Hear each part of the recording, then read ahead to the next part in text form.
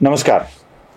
पांडवांचा वनवास अजून सुरूच आहे आणि तो थोडासा असा अंतिम टप्प्यात आलेला आहे.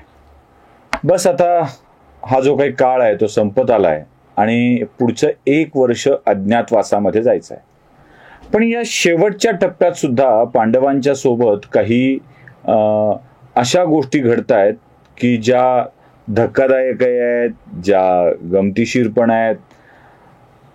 एकूणच सगळ्या महाभारतातल्या या कथाच अशा रंजक आहेत आणि त्या काही ना काहीतरी आपल्याला शिकवत जात असतात.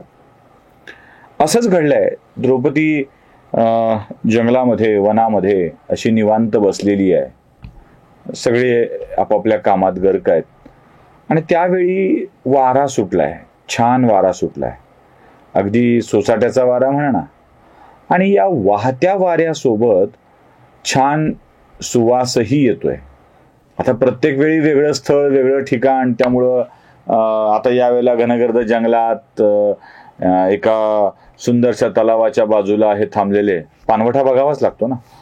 मग अशा वेळी त्या येणाऱ्या वाऱ्यासोबत काही कमळाची फुलं सुद्धा वाहून आली आणि एक सुवर्ण कमळ, थोडंसं सुवर्णाच्या रंगाचं असेल म्हणून ते सुवर्ण कमळ द्रौपदीच्या जवळ येऊन पडतं. द्रौपदी त्या वेगळ्याच रंगाच्या फुलाकडे बघते, त्याला हातात घेते, तर छान गंध त्याचा येत असतो. आता हा छान गंध ज्या कमलपुष्पातून येत असतो तो असा हातात घेऊन छान एकदा तो गंध आपल्या मनात बुरात साठवून घेते आणि एक हलकीस मंद स्मित द्रौपदीच्या चेहऱ्यावर येऊन जातं. बरं, हे मंद स्मित जे आलेलं असतं ना, ते खूप दिवसानंतर आलेलं असतं. कारण एका भयंकर संकटातून, एका अपमानातून ओढल्या गेलाय, मारल्या गेलाय, वस्त्र काढण्याचा प्रयत्न झालाय, प्रत्येक वेळी अपमान झालाय.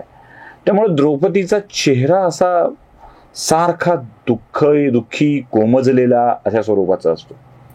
आणि यावेळी त्या सुवर्ण कमळाने थोडीशी ती हसती आहे, मंदस स्मित येते आहे आणि ती उगीच असं विचारते, कुठून बरं आलं असेल हे कमळाचं फूल. आणि ती असं बघत बघत भीमाकडे बघते आणि म्हणते, हे कमलपुष्प जिथून आलंय तिथून आणखी काही कमलपुष्प मला मिळू शकतील का? द्रौपदीच्या चेहऱ्यावरचं हास्य भीम पाहतोय आणि भीमाने पाहिल्याबरोबर त्याला वाटतंय की ही पहिल्यांदा हसली आहे, खूप दिवसानंतर पहिल्यांदा हसली आहे. हिची ही इच्छा पूर्ण करायला पाहिजे. बघा, प्रत्येक वेळी द्रौपदीच्या मनातल्या भावना समजून घेणारा भीम आहे. जिंकलाय अर्जुनाने, पण भावना समजून घेणारा भीम आहे.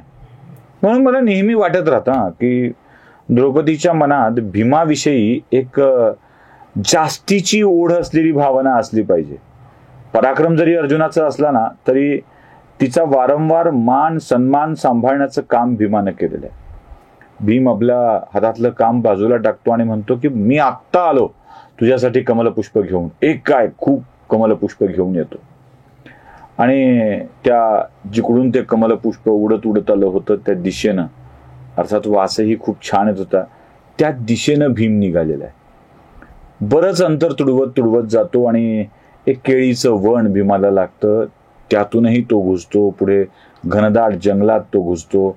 थोडासा प्रकाश कमी येणाऱ्या घनदाट जंगलात भीम घुसल्यानंतर, कारण त्याच्या डोक्यात एकच विचार आहे की द्रौपदीला कमलपुष्पांचा गुच्छ नेऊन द्यायचा आहे, बस, बाकी काय नाही.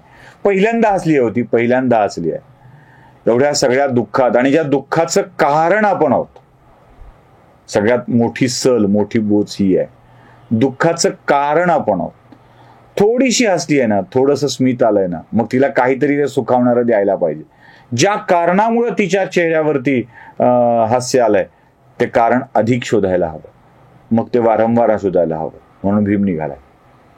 जंगलात गेल्यानंतर एक वेगळंच काहीतरी घडतंय. आणि घडतंय असं की एक वृद्धावस्थेतला, जर्जर झालेला, थकलेला वानर रस्त्यात बसलेला आहे आणि त्याची शेपटी त्या पायवाटेवरती आडवी पडलेली आहे. भीम त्या शेपटीजवळ जाऊन थांबतो आणि म्हणतो, हे वानरा, तुझी शेपटी तू बाजूला काढशील का? मला पलीकडे जायचंय, ओलांडून जायचं नाही. म्हणजे असा जाऊ शकला असता, पण पायवाटेवरून एखाद्याला ओलांडून जायचं नाही हे संस्कार आहेत. लक्षात ठेवा, आपल्या घरात लोक दारात पाय लांबवून बसलं की पाय आखडून बस असं सांगतात. का? ओलांडून जायचं नाही. पाय, शरीर झोपलेल्या माणसाला ओलांडून जात नाहीत, असे बाजूने निघून जातात.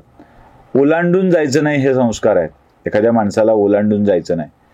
त्या वानराची पडलेली शेपटी ओलांडून जायचं नाही, भीमाला ठाऊक आहे. आणि म्हणून तो त्या वानराला म्हणतोय की हे वानरा, तुझी शेपटी बाजूला काढ. वानरही कसला अवलिया, तो म्हणतो बाबा मी थकलेला आहे रे, जा की तसाच. तो म्हणतो नाही जमणार, तसं जाता येणार नाही, तुझी शेपटी बाजूला काढ बरं. वानर म्हणतो नाही काढता यायची मला शेपटी बाजूला. भीम चिडतो. तो म्हणतो अरे शेपटी काढतो का बघू, मी तुला चांगलं सांगतोय ना काढ म्हणून, तुला एवढंही जमत नाही शेपटी काढायला. ते थकलेला वानर अगदीच खोल गेलेल्या आवाजात भीमाला म्हणतो, अरे मी म्हातारा झालोय रे, मला इथून उठणं अवघड आहे. एवढंच काय, माझा अवयव काढून बाजूला करणं सुद्धा अवघड आहे. माझी शेपटी मला उचलता येणार नाही, एवढा क्षीण मी झालेलो आहे. मला माझी शेपटी नाही उचलता यायची. भीम म्हणतो तू उचलतोस की मी उचलून फेकून देऊ? आता बघा, मग आता हा थकलेला वानर भीमाला म्हणतो, बघ बाबा मला तर जमत नाहीये, तुला जमत असेल तर तू उचलून बाजूला कर. आता मात्र भीम चिडलाय. तो म्हणतो अरे वृद्ध वानरा, तुझ्या वयाचा विचार केला, मी खरं तर तुला उचलून फेकू शकतो, तुझी शेपटी काय, पण जाऊ दे. म्हणून तो भीम आपली गदा खाली ठेवतो आणि त्याच्या शेपटीला हात घालून असा सरकवायची असा विचार करतो. पण ती शेपटी काही सरकत नाही भीमाच्यानं. सहजपणे तो सरकवायचा प्रयत्न करतो, ती शेपटी काही सरकत नाही. थोडा जरा आश्चर्यचकित होतो भीम, काय या शेपटीत एवढं म्हणून. आणि मग आपल्या एका हाताने त्या शेपटीला उचलायचा प्रयत्न करतो, नाही उचलत. मग भीम दोन्ही हाताने शेपटी उचलायचा प्रयत्न करतो, जागेवरची हालत नाही. आपली सगळी शक्ती पणाला लावतो, हालत नाही. बळ अगदी कमवलेलं तपश्चर्येचं सगळं वापरतो, पण काही शेपटी हलायचं नाव घेत नाही. घामाघूम झालेला भीम त्या वानराकडं रागारागानं बघत असतो आणि त्याची शेपटी हलवायचा प्रयत्न करतो.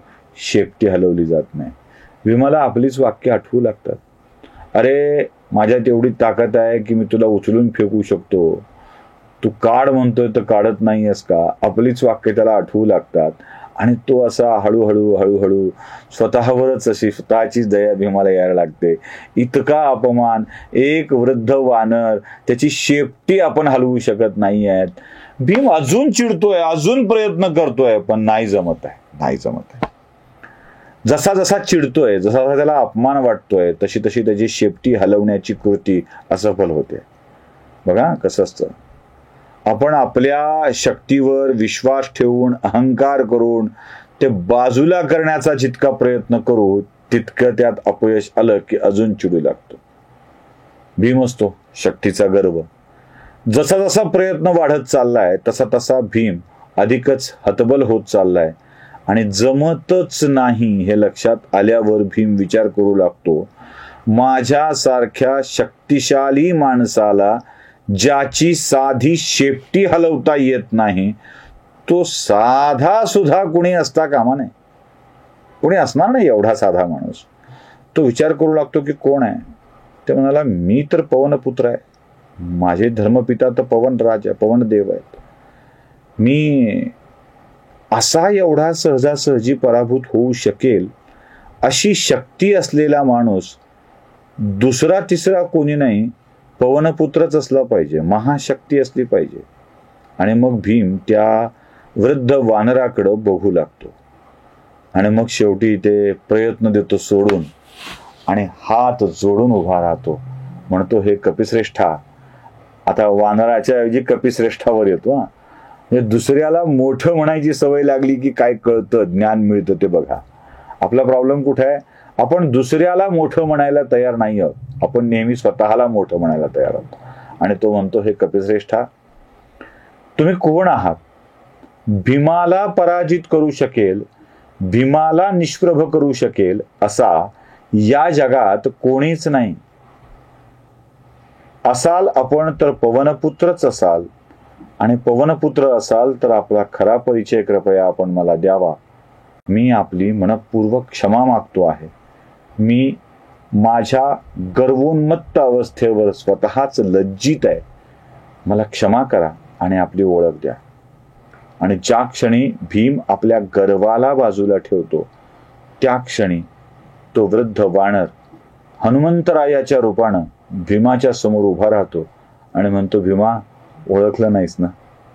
अरे, तुझ्यातली ही गची बाधा काढायला तर मी आलो होतो, आणि तुला माझे भरपूर आशीर्वाद आहेत. लक्षात ठेव, या सगळ्या पुढच्या कार्यकाळामध्ये मी तुझ्या सोबत असेन, तुला आशीर्वाद द्यायला असेन.